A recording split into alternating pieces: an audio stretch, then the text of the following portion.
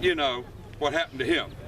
So think about that. Throughout Western history, wreaths and laurels have been the way that you have commemorated special people and special events. Now even other societies that do it.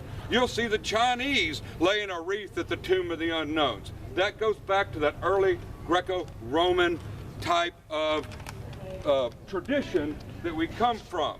So think about that when you see these wreaths. All the military honors that have wreaths, or medals that have wreaths. And I didn't even think about this until, how many statues have you seen that have a wreath on it? Or holding a wreath? And I didn't even think about this till just a few days ago. Okay, what did they put on Confederate headstones? The Southern Cross of Honor. What's in the middle of that Southern Cross of Honor? It's a wreath. So that honor going back to ancient Greece, up to the Confederates, and I'll guarantee you those people knew the significance of, rather than it's not just decoration. They knew a wreath or a laurel was used to honor a hero and represented ultimate victory.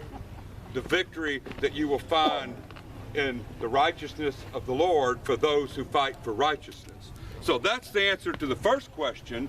Why do we do this? Why do we lay wreaths? This is why we lay wreaths, because of that history and what it actually means when you lay them.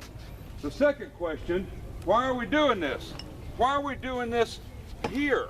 Why are we doing this now and here?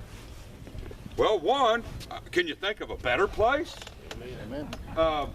You know, like I said, when we started this whole thing, a few years, where is there going to be a Confederate museum?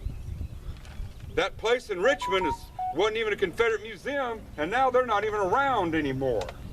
You have other places that are museums that are taking their names, Confederates and things, off of it. If we don't have a place, there won't be a place.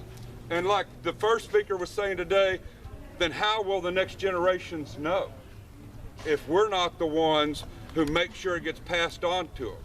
And that's part of the vision of all this property and this museum that belongs to anybody who's a son or daughter of the South. This is the place where eventually, emanating from here, will be